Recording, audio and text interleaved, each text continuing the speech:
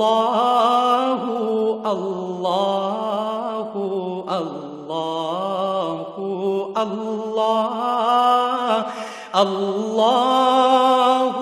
اللہ اللہ اللہ۔ الحمدللہ رب العالمین،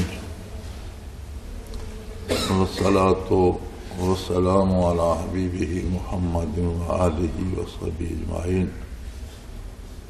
اعوذ باللہ من الشیطان الرجیم، بسم اللہ الرحمن الرحیم۔ ان فی خلق السماوات والارض واختلاف اللیل والنہار لآیات لأولی الألباب الذین یذکرون اللہ قیاما وقعودا وعلی جنوبہم ویتفکرون فی خلق السماوات والارض ربنا ما خلقت ھذا باطلا سبحانک فقنا عذاب النار۔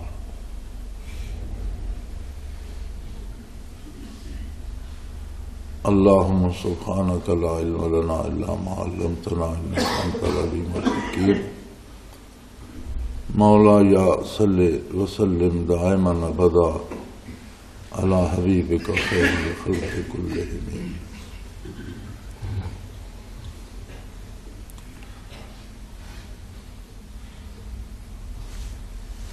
کوئی تقریر کرنا مقصد نہیں ہے، میری طبیعت رات سے ٹھیک نہیں ہے، بخار ہے، بیان بھی زیادہ نہیں کروں گا۔ اللہ کریم نے اپنے نام پر جمع ہونے کی توفیق دی ہے تو بطور شکر کے چند الفاظ جو توفیق الہی سے نصیب ہوں عرض کرتا ہوں۔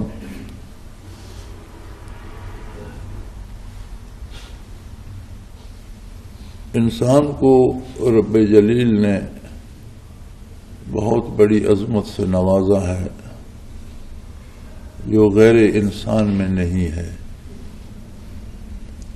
فرشتہ نوری مخلوق ہے لیکن اس میں یہ جرأت رندانہ نہیں ہے۔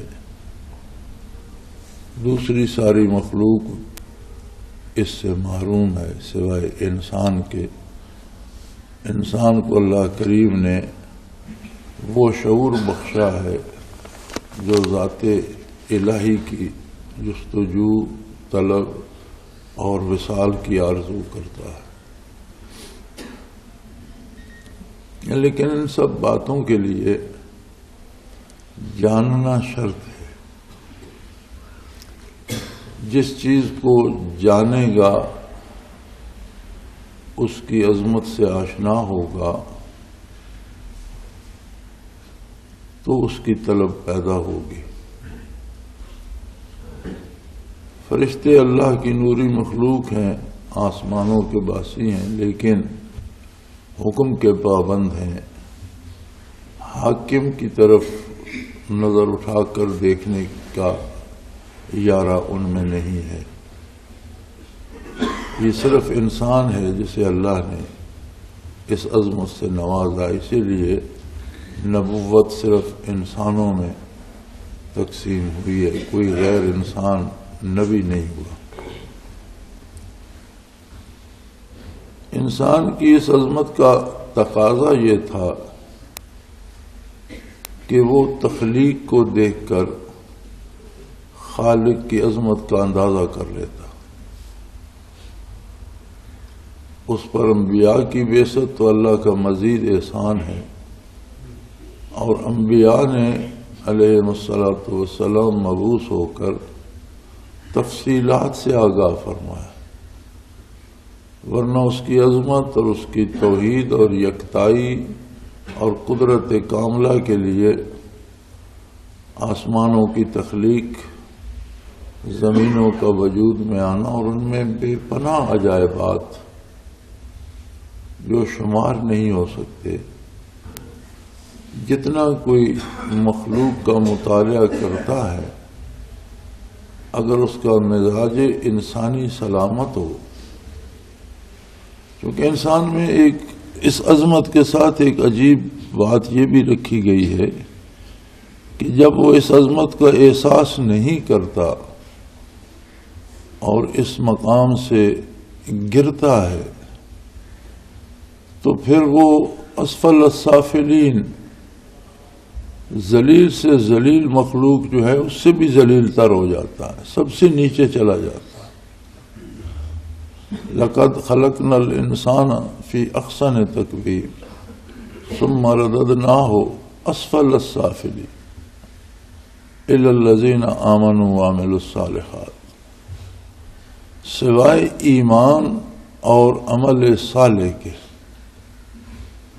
ایمان نام ہے عظمت الہی سے آشنا ہونا اور اس پر یقین کرنے کا، اور انبیاء علیہ الصلوۃ والسلام ذات و صفات باری کی جہاں تفصیل بتاتے ہیں وہاں مرضیات باری کی بھی ذرا ذرا سی تفصیل بتا دیتے۔ جہاں عظمت الہی کی بات کرتے ہیں، اس کی توحید اور اس کے لا شریک ہونے کی بات ارشاد فرماتے ہیں، وہاں یہ بھی بالتفصیل ارشاد فرما دیتے ہیں کہ وہ کس بات پہ راضی ہے اور کس چیز سے اللہ خفا ہو جائے گا، اور یہ بہت بڑا احسان ہے اللہ کا۔ لیکن فرمایا یہ آسمان، ان کی تخلیق، ان میں فرشتوں کا مقام، ان میں ہمیں نظر آنے والی مخلوق، ستارے، چاند، سورج، ان کی روش، ان کی گردش، ان کے اثرات زمین پر، زمینی مخلوق پر، ان کے اثرات زمین سے تخلیق پر، فصلوں پر، پھلوں پر، جانوروں کے پیدا ہونے مرنے پر، ایک بہت ہی حساس، بہت ہی نازک ترین نظام، جس کا ایک ایک ذرہ دوسرے سے اس طرح پیوست ہے کہ ایک مسلسل نظام چل رہا ہے اور صدیوں سے چل رہا ہے۔ جب تک اللہ اسے قائم رکھنا چاہے گا چلتا رہے گا، کہیں اس میں کوئی خلل، کوئی خرابی، کوئی کمی، کوئی بیشی واقعہ نہیں ہوتی۔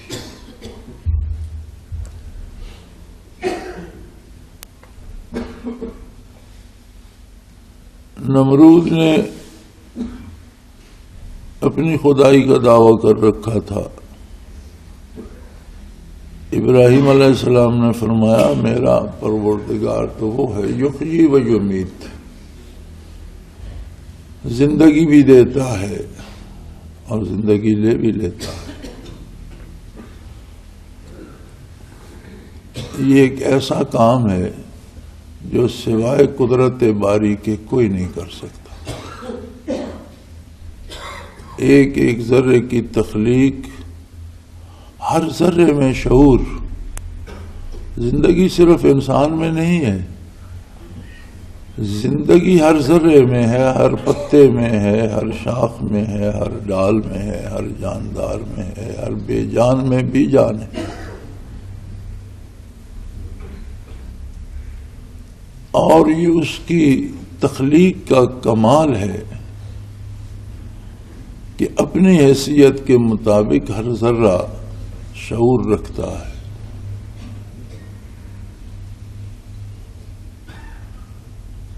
انسان کا شعور جو ہے وہ سب سے اعلیٰ ہے کہ اس میں طلب ذات باری بھی پیدا ہوتی ہے، اور وہ اس ذات کے بارے اس کے دل میں سوال ہوتا ہے جو سب کی خالق ہے، مالک ہے، وہ کیسی ہے، وہ کہاں ہے۔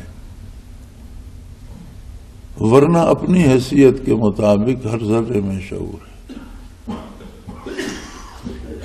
نمرود نے کج بحثی کی، سوال کا جواب نہیں دیا بلکہ بحث کو الجھا دیا اور کہنے لگا انا احیی و امیت، مجھے میرے پاس بھی اختیار ہے، کسی کو زندگی دیتا ہوں، کسی کو موت دے دیتا ہوں۔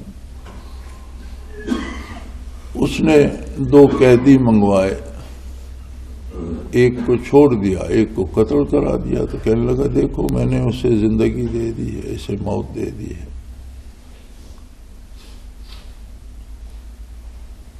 تو انہوں نے فرمایا کہ میرا مالک تو وہ ہے جو سورج کو مشرق سے نکالتا ہے،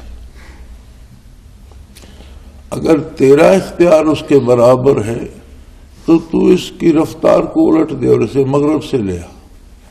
فبہت الذی کفر، تو فرمایا کافر مبہوت ہو گیا کہ تخلیق کائنات کے عمل میں جو چل رہا ہے کسی ذرے کو اس کی جگہ سے ہٹا کر دیکھ۔ کسی دن سورج کی روشنی اور تپش کم کر دے، بڑھا دے، کسی دن چاند کو سورج کی خصوصیات دے دے، کچھ نہیں کر سکتا۔ کسی معاملے میں کوئی بھی کچھ بھی نہیں کر سکتا۔ جو کچھ ہوتا ہے وہ اس کے دیے ہوئے ترتیب دیے ہوئے نظام کے مطابق ہوتا ہے۔ انسان ایسی مخلوق ہے، جن ایسی مخلوق ہے جنہیں اختیار دیا گیا، لیکن جن وہ خوش نصیب نہیں ہیں جن میں نبوت ہو، ان میں وہ استعداد نہیں، وہ انسانوں کے تابع ہوتے ہیں۔ وہی انبیاء جو انسانوں میں مبعوث ہوتے ہیں انہی پر ایمان لانا ان کے لیے بھی ضروری ہوتا ہے۔ انسان کو یہ اختیار دیا گیا کہ وَهَدَيْنَاهُ السَّبِيلَ اما شاکرا و اما کفورا، اسے راستہ بتا دیا ہے، دونوں راستے بتا دیے ہیں۔ اب وہ شکر گزاری کا راستہ اختیار کرتا ہے یا ناشکری کا، یہ اختیار بھی اللہ کریم کی طرف سے ہوتا وہی ہے جو وہ چاہتا ہے۔ جو لوگ ہیرا پھیری سے، لوٹ مار سے دولت جمع کرنے کے چکر میں پڑے رہتے ہیں، اگر وہ جائز وسائل سے، دیانت داری سے کام کرے تو بھی جو دولت انہیں ملنی ہے وہ ضرور ملے گی، وہ حلال ہوگی، جائز ہوگی۔ وہ چوری کریں گے، رشوت لیں گے، ہیرا پھیری کریں گے تو ملے گا وہی جو ان کے نصیب میں ہے، لیکن وہ ناجائز ہوگا۔ کوئی اپنی ہوشیاری سے کسی مرنے والے کو چند سانسیں نہیں دے سکتا، کسی بیمار کو صحت نہیں دے سکتا، کسی معذور کا عذر دور نہیں کر سکتا، خود اپنے لیے کوئی کچھ نہیں کر سکتا۔ خدائی کے دعوے کرنے والے بھی بیماری آتی ہے تو بیمار ہو جاتے ہیں، موت آتی ہے تو مر جاتے ہیں، اپنی حفاظت تک نہیں کر پاتے۔ اور یہ اس نظام کائنات کو دیکھ کر بھی ہر ذرہ عظمت الہی کا گواہ ہے، لیکن فرمایا حقیقتاً اس کے لیے بھی عقل و خرد کی ضرورت ہے۔ اشیاء کو دیکھ کر، واقعات کو دیکھ کر، حالات کو دیکھ کر صحیح نتیجے پہ پہنچنا، اس کے لیے دانش کی ضرورت ہے۔ جاہل یا بیوقوف یا بے شعور کے سامنے ہزاروں دلائل بیکار ہوتے ہیں، صاحب دانش کو اشارہ بھی کافی ہوتا ہے۔ تو فرمایا بے شمار دلائل ہیں، لیکن لِأُولِي الْأَلْبَابِ دلائل ان لوگوں پہ نتائج مرتب کرتے ہیں جو صاحب لب ہوتے ہیں، صاحب شعور، صاحب دانش ہوتے ہیں۔ اس سے آگے اللہ کریم نے ان لوگوں کی تعریف فرمائی، متعین فرما دیا کہ عقل مند ہیں کون؟ الذین یذکرون اللہ قیاما وقعودا وعلی جنوبہم، ایسے لوگ جنہیں اللہ کا ذکر نصیب ہوتا ہے ہر حال میں، ہر لمحے، ہر آن، انسان کی تین ہی حالتیں ہوتی ہیں، بیٹھا ہوتا ہے، کھڑا ہوتا ہے یا لیٹا ہوتا ہے۔ بیٹھ کر کام کر رہا ہوتا ہے، کھڑا ہو کر رہا ہوتا ہے، چل رہا ہوتا ہے یا آرام کر رہا ہوتا ہے، لیٹ رہا ہوتا ہے۔ تو فرمایا ان تینوں حالتوں میں اللہ کا ذکر کرتے ہیں۔ گویا مطلوب ذکر دوام ہے،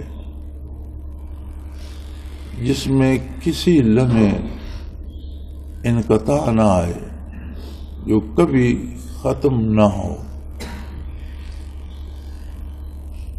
یوں تو شریعت کے مطابق عمل کرنا ہر عمل عملی ذکر ہے۔ کیوں شریعت کا اتباع کرتے؟ اس لیے کہ وہ اللہ کا حکم ہے اور یاد اللہ اس کے ساتھ وابستہ ہے۔ لیکن عمل کو دوام نہیں ہوتا، آدمی عمل کرتا بھی ہے، عمل ختم بھی ہو جاتا ہے۔ کی یاد اللہ کے نام کو دہراتا رہتا ہے، تسبیحات پڑھتا ہے، نیک باتیں کرتا ہے، بھلائی کی بات کرتا ہے، تو ہر اچھی بات ذکر الہی ہے۔ لیکن اسے بھی دوام نہیں ہے، زبان بات کرتی بھی ہے، خاموش بھی ہو جاتی ہے۔ انسانی بدن میں صرف دل ایک ایسی مشین ہے جو شکم مادر سے چلنا شروع ہوتی ہے اور زندگی کے آخری دم تک چلتی رہتی ہے۔ انسان سو رہا ہے، جاگ رہا ہے، کام کر رہا ہے، چل رہا ہے، بیٹھا ہے، آرام کر رہا ہے، ہوش میں ہے یا بے ہوش ہو گیا تو بھی دل کی دھڑکن چلتی رہتی ہے آخری دم تک، جب تک زندگی تمام نہیں ہوتی اس کی حرکت جاری رہتی۔ تو ذکر دوام نصیب ہی تب ہوتا ہے جب دل ذاکر ہو جائے، پھر اس میں انقطاع نہیں آتا۔ دل کی دھڑکنوں میں اگر اللہ کی یاد بس جائے، اللہ کا نام بس جائے، تو پھر اس آیت کا مفہوم الذین یذکرون اللہ قیاما وقعودا وعلی جنوبہم، ان کا کوئی حال یاد الہی سے خالی نہیں ہوتا۔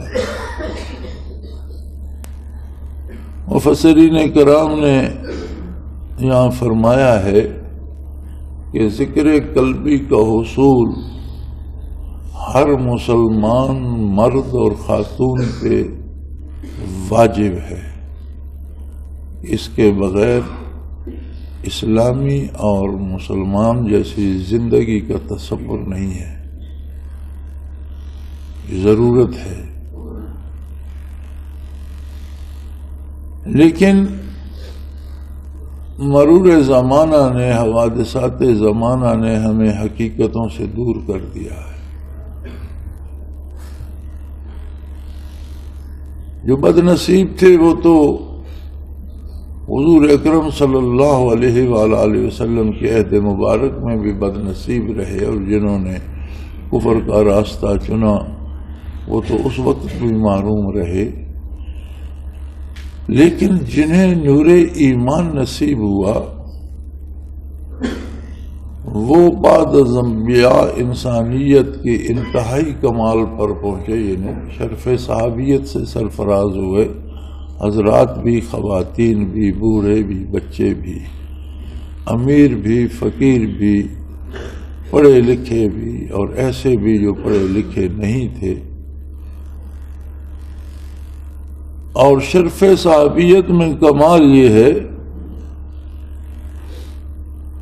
کہ ثم تلین جلودہم وقلوبہم الی ذکر اللہ، ان کی کھال سے نہاں خانہ دل تک ہر ذرے بدن ذاکر ہو گیا۔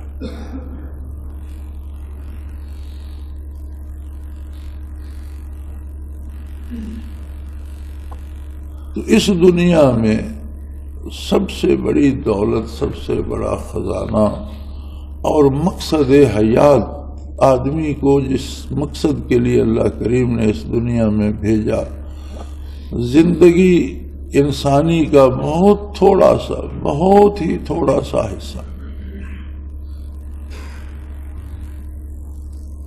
کہ شکم مادر سے لے کر لب گور تک زندگی کی کہانی ہے،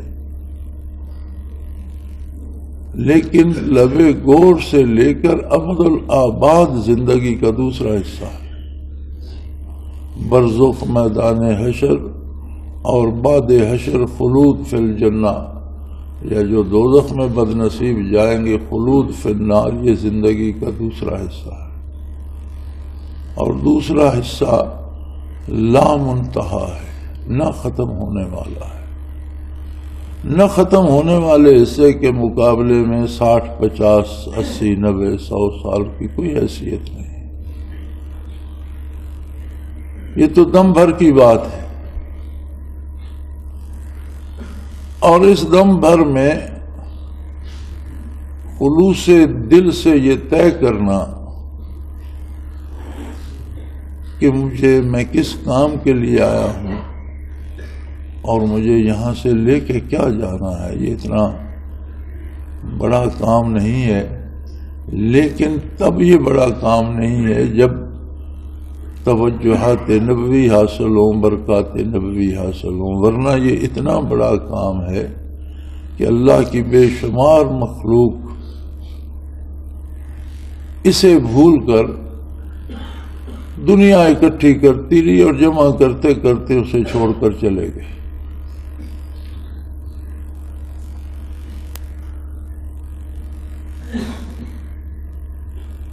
مرور زمانہ نے بڑے حجابات پیدا کر دیے، وہ بڑے خوش نصیب تھے جن کے سامنے شمع نبوت فروزاں تھی،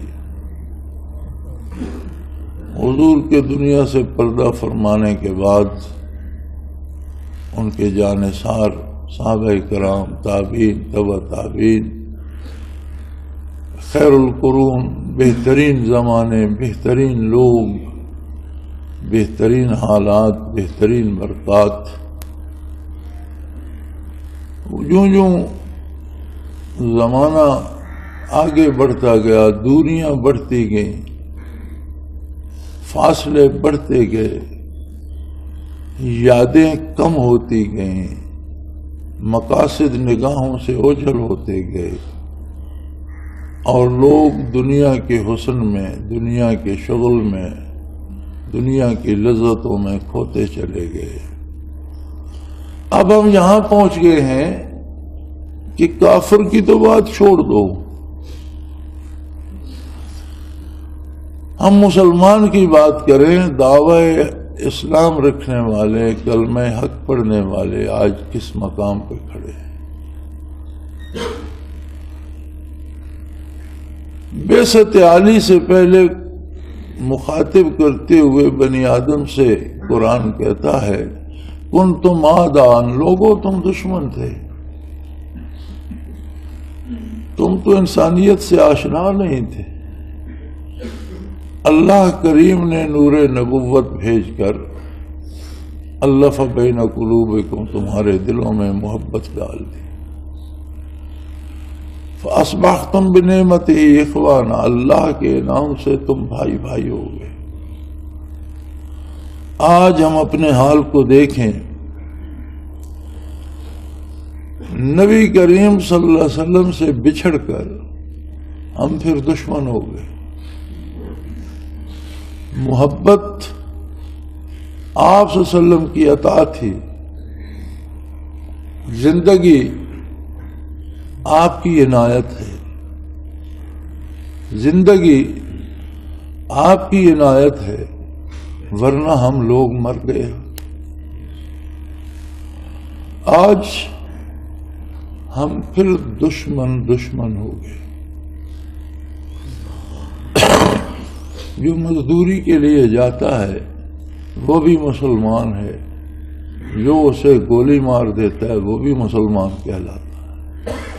وہ مرنے والا نہیں جانتا مجھے کس نے مارا، مجھے کیوں مارا، مارنے والا نہیں جانتا جسے مار رہا ہوں یہ کون ہے، اس کا نام کیا ہے. یعنی محض درندگی آ گئی.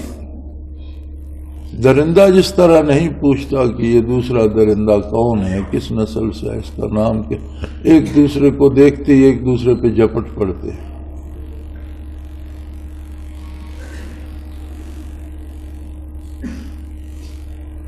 اسی طرح اس درد دل سے دور ہو کر ہم نام کے مسلمان تو رہ گئے، آدھے مساجد میں سجدہ کرنے جاتے ہیں، دوسرے اس میں بم پھینک دیتے ہیں. ہم حج پہ جاتے ہیں اور بیت اللہ شریف میں چوریاں کرتے ہیں. کیا ہے نا عجیب بات. ملک میں دیکھ لیں، دنیا میں دیکھ لیں، روئے زمین پہ دیکھ لیں، ہم روزے رکھتے ہیں، نمازیں پڑھتے ہیں، تسبیحات ہاتھ میں ہیں، لیکن ایک دوسرے کی جیب کاٹ رہے ہیں، ایک دوسرے کے حقوق چھین رہے ہیں، ایک دوسرے کے لیے مشکلات پیدا کر رہے ہیں، اور ہر بندہ دوسرے پر اپنے آپ کو مسلط کرنے کے در پہ ہے.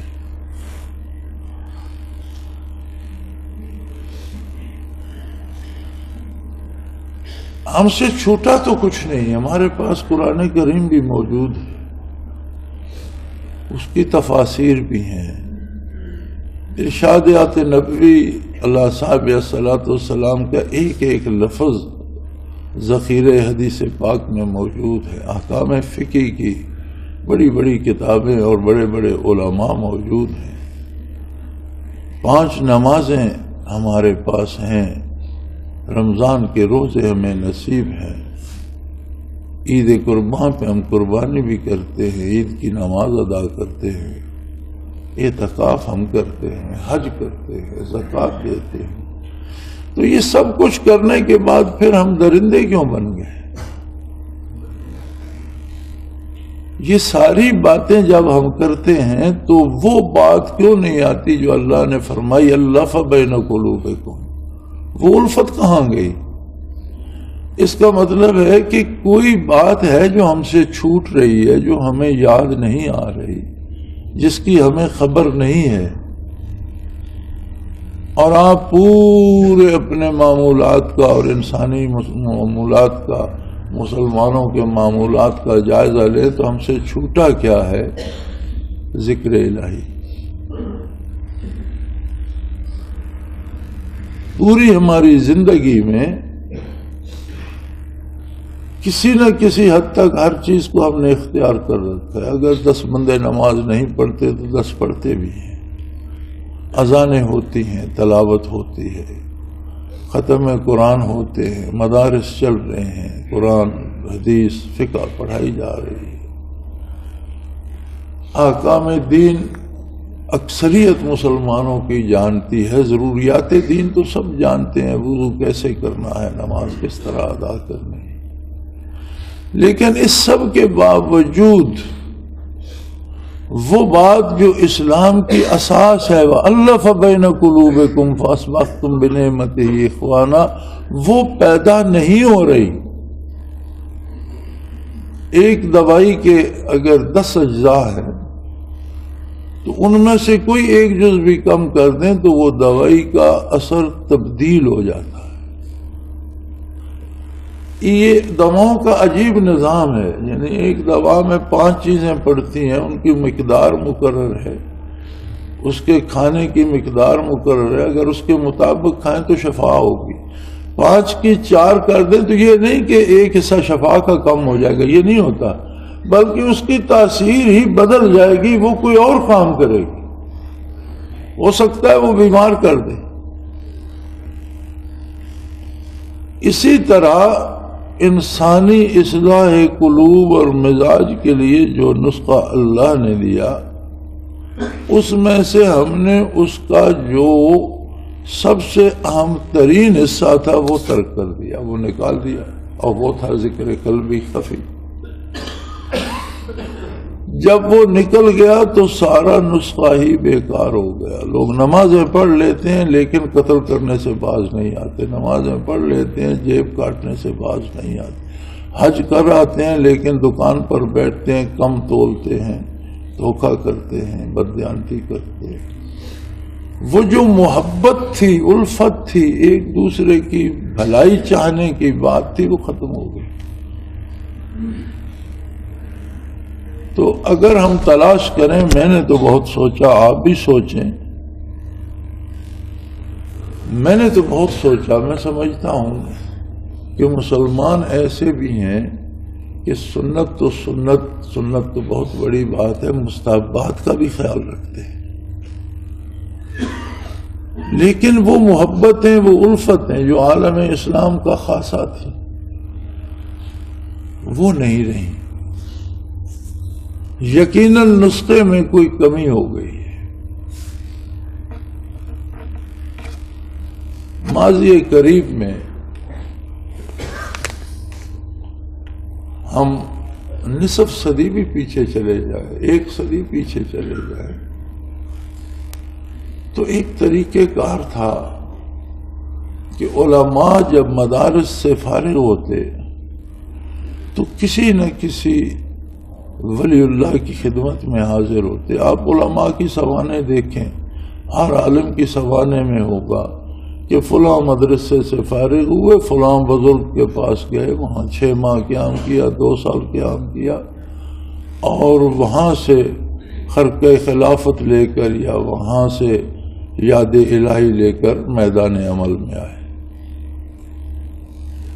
پھر ایک زمانہ آیا کہ مدارس تک تو بات رہی، اہل اللہ کے پاس جانا چھوٹ گیا.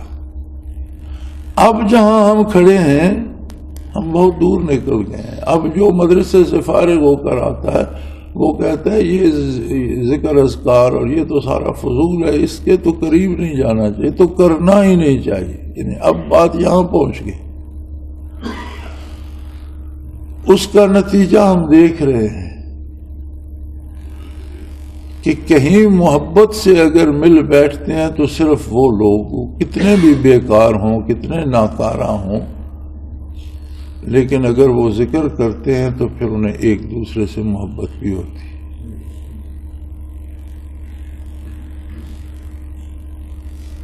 اور جب میں یہ سوچتا ہوں کہ یہ تو زندگی کی سانسوں سے بھی زیادہ ضروری تھا،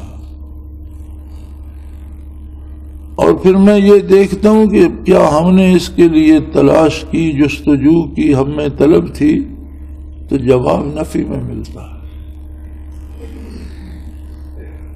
ہمیں تو اس کی خبر ہی نہ تھی. طلب پیدا ہوتی ہے خبر ہونے کے بعد. کسی چیز کا پتہ چلے تو پھر اس کی جستجو پیدا ہوتی ہے. تو ہمیں تو خبر ہی نہ تھی جستجو کی کیا بات. عجیب بات ہے.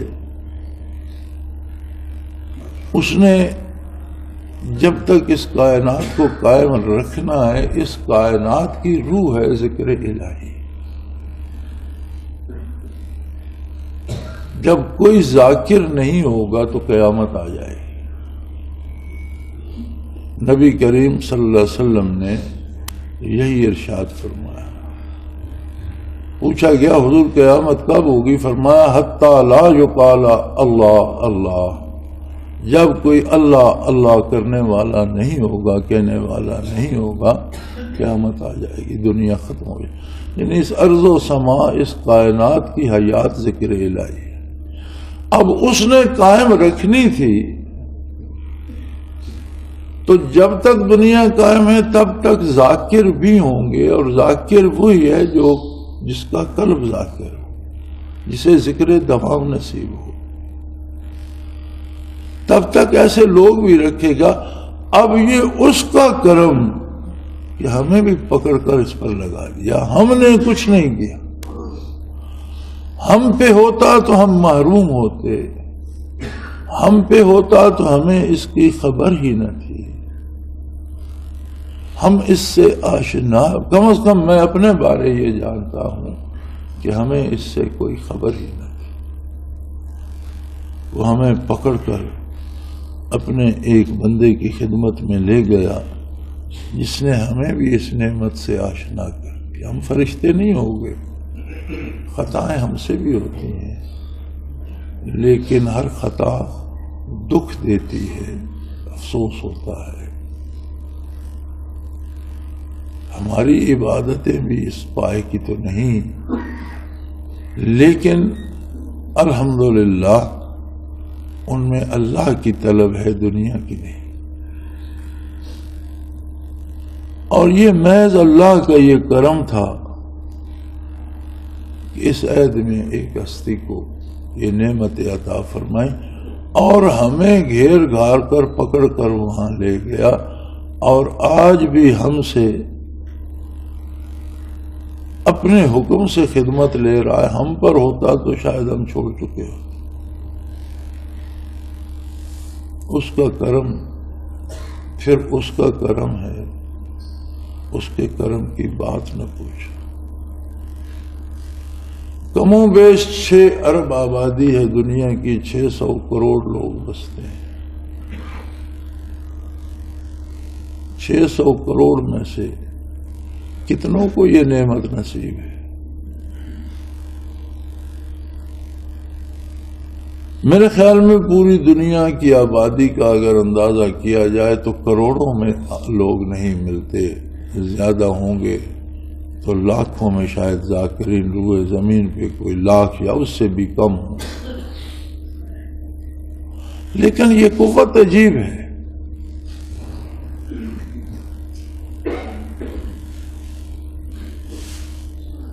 روس میں سرخ انقلاب آیا، مساجد استبل بن گئیں، کلب بن گئے، مساجد میں بدکاری کے اڈے بن گئے. نماز پڑھنا، اذان کہنا، سلام السلام علیکم تک کہنا ممنوع قرار پایا. قرآن رکھنا جرم قرار پایا، قرآن پڑھنا جرم قرار پایا، اللہ کا نام لینا قانوناً جرم قرار پایا. 5 صدی بیت گئی. 72 سال بعد جب یہ طلسم ٹوٹا تو پھر درمیان سے نمازی بھی نکل آئے، ذاکر بھی نکل آئے، قرآن کے قاری بھی نکل آئے، اذانیں بھی زندہ ہو گئی. تو اس پر سوشلسٹوں نے بھی یہ لکھا ہے کہ ہم نے پوری کوشش کی اسے مٹا دیا جائے، لیکن ان میں کچھ ایسے لوگ تھے جو اندر ہی اندر اللہ اللہ کرتے رہتے تھے، جو ذاکرین تھے. ان کی وجہ سے ہم اس ملک سے اللہ کا نام مٹا نہیں سکے. ورنہ ایک وقت پہ روس کے ایک حکمران نے کہا تھا، نقل کفر کفر نہ باشد، وہ ہیو ککڈ دا گاڈ. لیکن جب یہ کفر کا طلسم ٹوٹا تو لاکھوں لوگ اللہ اللہ کرنے والے موجود تھے. وہ سلاسل تصوف تھے، ذکر قلبی تھا، ذکر خفی تھا، جس نے دین کی گرمی وہاں قائم رکھی.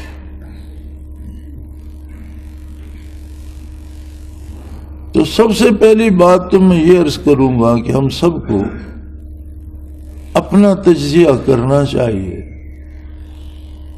میں یہ سمجھتا ہوں کہ اگر مجھ پہ ہوتا تو شاید میں اس کی تلاش میں بھی نہ نکلتا، جانتا ہی نہیں. شاید ہم سب کا حال یہی ہو. ہم پہ ہوتا تو شاید ہم اسے قائم نہ رکھ سکتے. کتنے لوگوں کو ہم نے دیکھا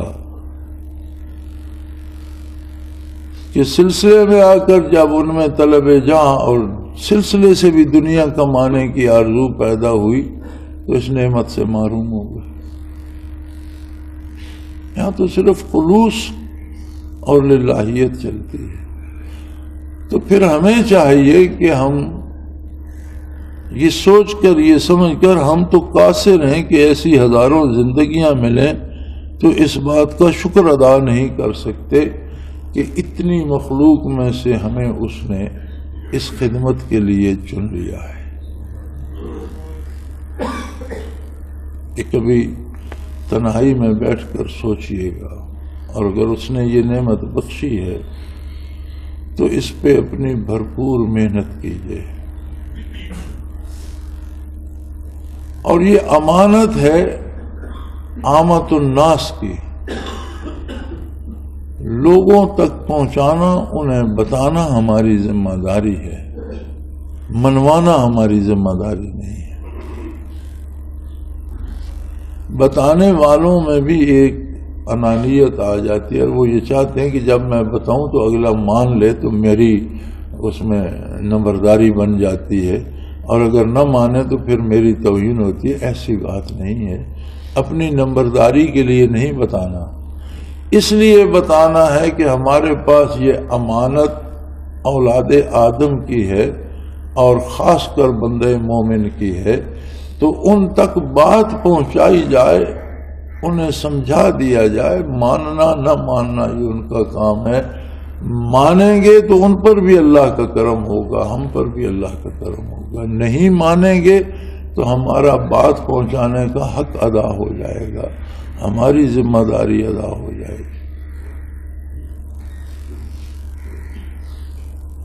سو میرے بھائی، ان ساری باتوں کو سوچ کر اندازہ کیجئے کہ اللہ کا کتنا کرم ہے ہم پر. اس اعتبار سے اس میں محنت کیجئے، اسے قائم رکھیں، اس پہ جان لگا دیں، اور ایک ایسی قوت پیدا کریں جو اس معاشرے سے ظلم کو ختم کرے، قتل و غارت گری کو ختم کرے، لوٹ مار کو ختم کرے، اور عدل کے قیام کا سبب بن جائے.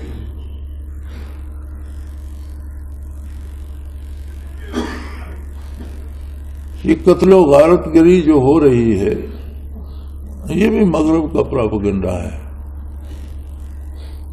کہ جس چیز سے اسلام نے روکا اور جس بات پہ اسلام کو ناز ہے کہ دنیا قتل و غارت سے بھری پڑی تھی، اسلام نے آ کر دلوں کو محبتوں سے بھر دیا، اور جو تاریخ کا حصہ ہے.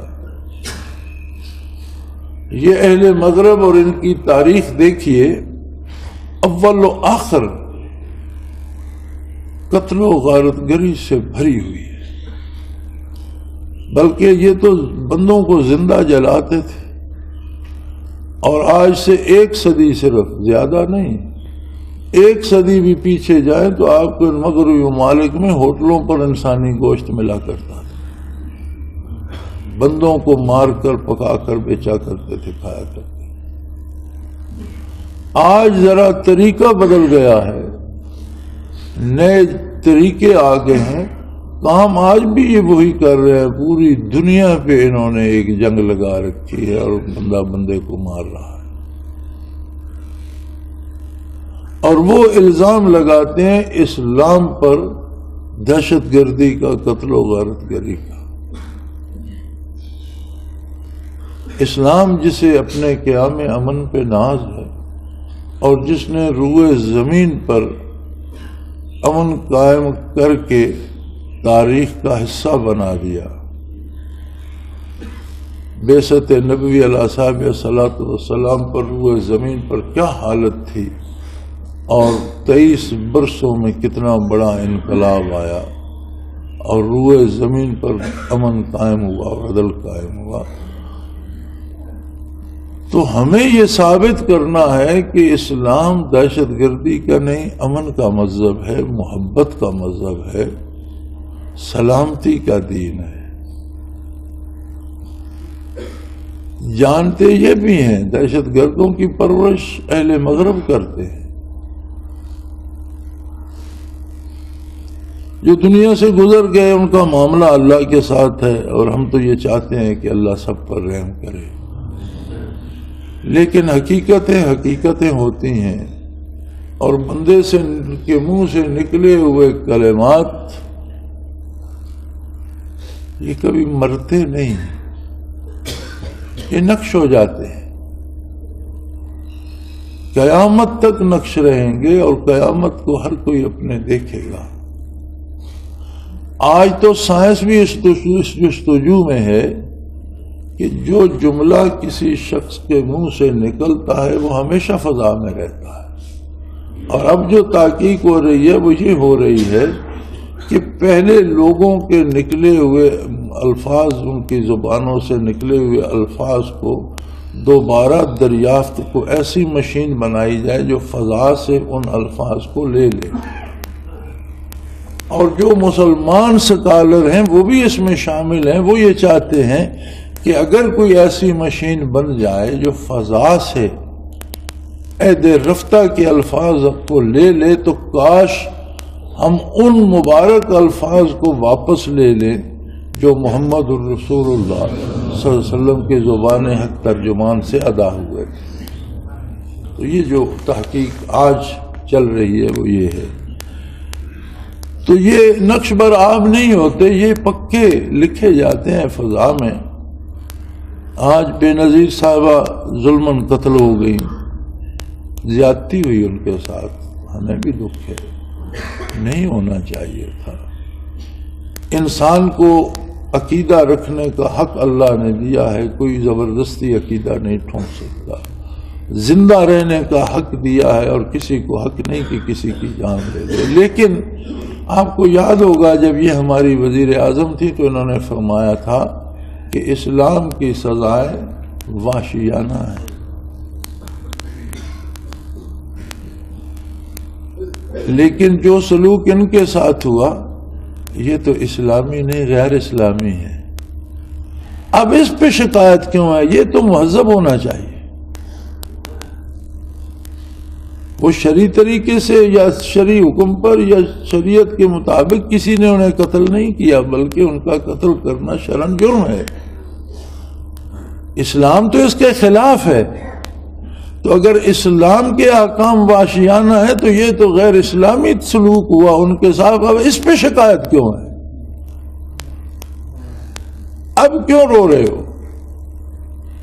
کاش تم نے اس بات کو سمجھا ہوتا، تم نے اسلامی عدل کو رواج دیا ہوتا، تم نے لوگوں کو انصاف دیا ہوتا تو یہ غیر شرعی احتجاج پیدا نہ ہوتا اور اس کی نظر تم لوگ خود بھی نہ ہو۔ آج کے حکمران ایک چوہے سے زیادہ بل میں گھسے ہوئے ہیں۔ چوہا بھی کسی وقت بل سے نکل کر کمرے کے اس کونے سے اس کونے میں چلا جاتا ہے، حکمران کو جرأت نہیں ہے کہ اپنے کمرے سے بھی ادھر سے ادھر چلا جائے، مارا جاؤ گا۔ کیوں مارے جاؤ گے؟ اس لیے کہ ہر طرف ظلم کا راج ہے، عدل نہیں ہے۔ آج اسی بے نظیر کے قاتل دریافت ہو جائیں، آج اسی لیاقت باغ کے سامنے اسی جگہ جہاں انہوں نے قتل کیا ہے وہاں انہیں پھانسیاں دی جائیں یا ان کے سر تلوار سے قلم کیے جائیں، کل دوسرے کسی کو قتل کرتے ہوئے خیال آئے گا کہ آگے عدل بھی ہے، انصاف بھی ہونا ہے۔ اور جس طرح لیاقت علی خان سے لے کر آج تک بڑے بڑے لوگ عدم پتہ ہو رہے ہیں اور فائلیں جمع ہو گئی، اسی طرح ایک فائل اور جمع ہو جائے گی تو لوگ کل پھر قتل کریں۔ اس لیے کہ دلوں سے وہ محبتیں چلی گئیں جو ذکر قلبی سے پیدا ہوتی تھیں۔ الف بین قلوبکم، وہ بات نہ رہی۔ اب دو ہی باتیں ہوتی ہیں، یا روشنی یا اندھیرا، یا محبت یا نفرت، یا دوستی یا دشمن۔ کوئی کسی کا باپ نہ تھا، کوئی کسی کا بیٹا نہ تھا، کوئی کسی کا بھائی نہ تھا، کوئی کسی کی بہن، سب ایک دوسرے کے دشمن تھے۔ آج پھر معاشرہ اسی جگہ پہنچ گیا۔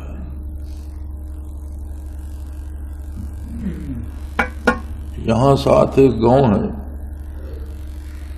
وہاں ایک آرمی کے ریٹائرڈ افسر تھے، کپتان تھے، پیٹرول پمپ لگایا، وہ لین دین میں باپ بیٹوں پہ جھگڑا ہوا، وہ جھگڑے میں پمپ بند ہو گیا، باپ نے عدالت میں دعویٰ کر دیا کہ اتنا عرصہ میرا پمپ بند رہا ہے، میرا نقصان ہوا، ان بیٹوں نے میرا نقصان کیا ہے. عدالت نے غالباً ان پہ، مجھے صحیح یاد نہیں ہے لیکن 1.5 لاکھ یا 2 لاکھ ان پہ جرمانہ کر دیا. انہوں نے تاریخ لی کہ جناب ہمیں موقع دیا جائے. ہم پیسے لے کر تو عدالت میں آئے نہیں ہیں، تو عدالت نے کوئی تاریخ مقرر کر دی. اس تاریخ سے 2 دن پہلے انہوں نے باپ کو جاتے ہوئے دیکھا، وہ بندوق لے کر پیچھے لگ گئے کہ ابا جی ٹھہر جاؤ، پیسے لیتے جاؤ. بوڑھا آدمی تھا، اسے بھگا کر گرا کر اس کے دماغ پہ رکھ کر 12 بور کے فائر کیے اور مار دیے. تو کل پرسوں میں نے سنا ہے وہ اس قتل سے بھی بری ہو گئے، انصاف ہو گئے.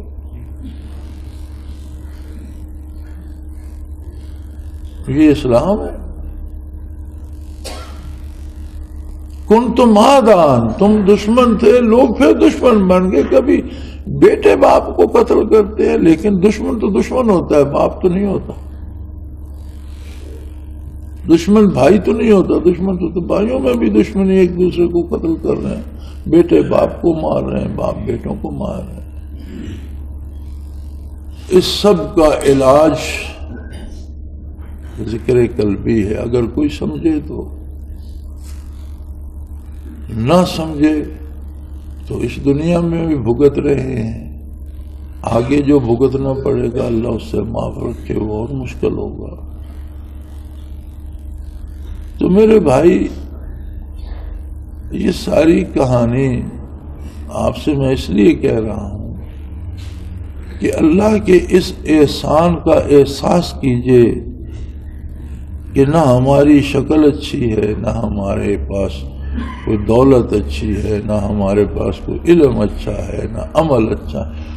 اس نے اپنے کرم سے ہمیں ذکر قلبی پہ لگا دیے، تو اس کا شکر کرتے ہوئے اسے پوری محنت اور استقامت سے جاری رکھیں. اور سب سے بڑی بات یہ ہے، سب سے بڑا مقام یہ ہے، سب سے بڑا مرتبہ یہ ہے کہ ذکر قلبی خفی نصیب ہو جائے. اس سے آگے کی باتیں چھوڑ دو، اس ایک بات کو پکا کر. یہ بھی اوہام ہے جی فلاں کو یہ مرتبہ مل گیا اور فلاں کا یہ مراقبہ اور فلاں کا ہوا. کچھ بھی نہیں ہے. جب حشر میں جائیں گے تو پتہ چل جائے گا کس کا کیا مرا. قبر میں جائیں گے تو سمجھ آ جائے گی کس کے دامن میں کتنی دولت ہے. یہاں ایک بات کو پکا کر لو کہ کوئی دم اللہ کے نام کے بغیر نہ جائے، کوئی دھڑکن دل کی یاد الہی سے خالی نہ ہو، کوئی لمحہ قیامًا وقعودًا وعلی جنوبہم، کوئی لمحہ یاد الہی سے خالی نہ ہو. اور اس بات پر اللہ کا شکر ادا کرتے رہیں کہ یہ تیرا کرم ہے کہ تو نے ہمیں اس کام پہ لگا دیا، ہم تو اس قابل نہ تھے. اور کوشش کریں کہ یہ نعمت عام ہو. اسی سے احیاء اسلام ہوگا، اسی سے قیام عدل ہوگا، اسی سے قیام امن ہوگا، اور اسی سے امید خیر کی جا سکتی ہے. جن بھائیوں کو یہ ہوتا ہے کہ پتہ نہیں مجھ سے ہو سکے گا یا نہیں، ان کے لیے بھی بہترین نسخہ ہے کہ جب اسے آپ عام کرتے ہیں تو دوسرا قبول کرے نہ کرے، آپ کو خود استقامت ضرور نصیب ہو جائے. ایک طرف فائدہ ضرور ہوتا ہے، دونوں کو ہو تو نور علی نور، لیکن اگلا قبول نہ بھی کرے تو دعوت دینے والے کو دعوت کے بدلے اللہ کریم استقامت عطا کر دے. تو یہ ایک گھونٹ جو ہے اس کی لذت ختم نہیں ہوتی. آگے کی باتیں تو آگے جا کر کریں گے.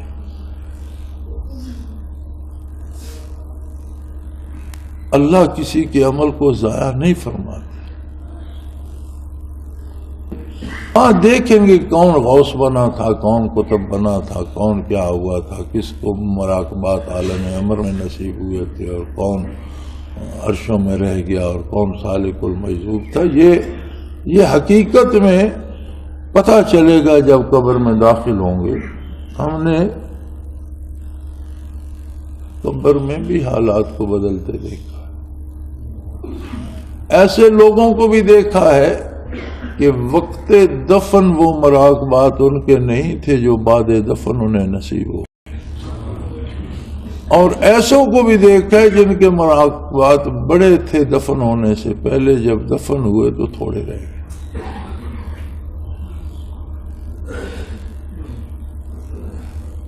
تو کوئی چیز دکان میں رکھی رہتی ہے، صحیح وزن تب پتہ چلتا ہے جب وہ اس پہ ترازو پہ تولی جاتی۔ ترازو قبر ہے، یہاں کے سارے دعوے ہیں، میں یہ ہوں، میں وہ ہوں، میں کچھ بھی نہیں ہوں، بس مجھے اللہ کی یاد ہمیشہ نصیب رہے، یہ سب کچھ ہے، باقی کچھ بھی نہیں۔ اس پہ قائم کر لو اپنے آپ کو، اس پہ جم جاؤ، یہ بہت بڑی نعمت ہے۔ اور اتنی مخلوق میں سے اگر آپ کو اللہ نے یہ توفیق بخشی تو وہ قادر ہے، اس کو تو قائم رکھے گا۔ ہم نہیں ہوں گے کوئی اور ہوگا، ہم نے تو ہمیشہ نہیں رہنا۔ اللہ ہمیں قائم رکھے، اسی پر موت دے تو ہمیں جانا تو ہے، پھر کوئی اور ہوگا۔ چھوڑ دیں گے تو کسی اور کو توفیق دے دے گا۔ عسیات اللہ بقوم یحبہم ویحبونہ، کسی اور کو اپنے عشق میں مبتلا کر دے گا۔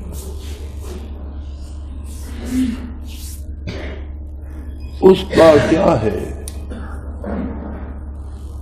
اس کا کیا ہے، تم نہ سہی تو چاہنے والے اور بہت، ترک تعلق کرنے والوں تم تنہا رہ جاؤ۔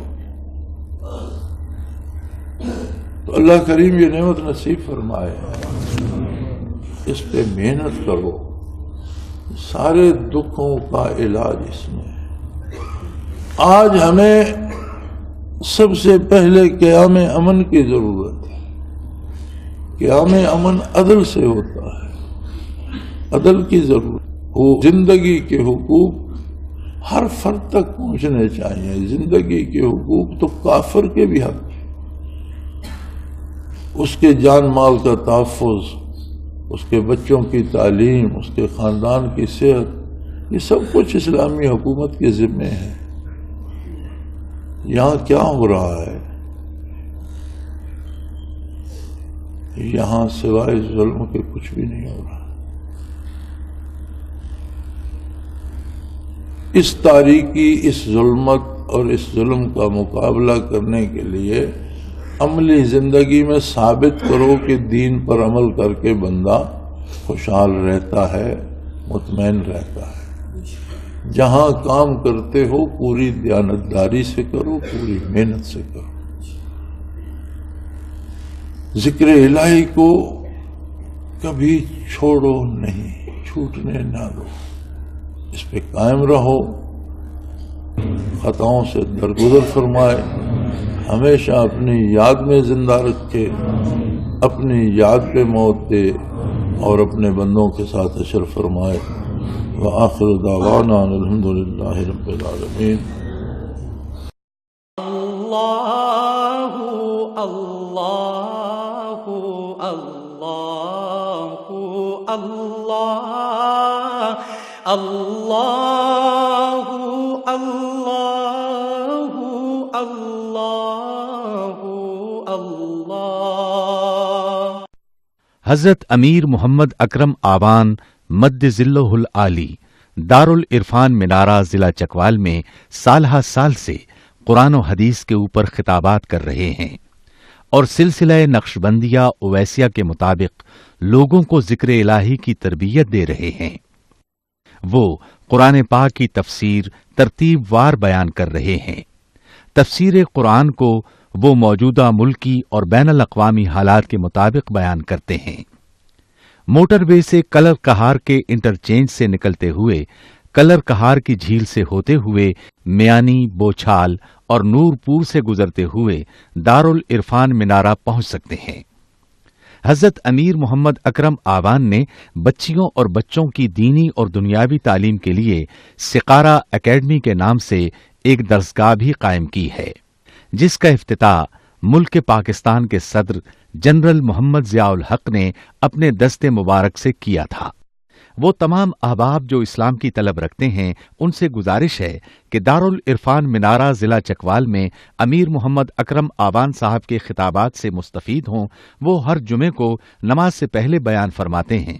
ہر ماہ کی پہلی اتوار کو ماہانہ اجتماع ہوتا ہے جس میں آپ خصوصی خطاب فرماتے ہیں اور پاکستان کے چاروں صوبوں سے احباب اس اجتماع میں شرکت کرتے ہیں۔ اس کے علاوہ یہاں سال میں 2 مرکزی اجتماعات بھی ہوتے ہیں، ایک رمضان المبارک میں اعتکاف کا اجتماع اور دوسرا جولائی اور اگست میں 40 دن کا اجتماع ہوتا ہے جس میں روحانی تربیت کی جاتی ہے۔ اپنا خون سیماب دے کر اتنا ہم کر جائیں گے، نام آقا کا چمن میں پھر رقم کر جائیں گے۔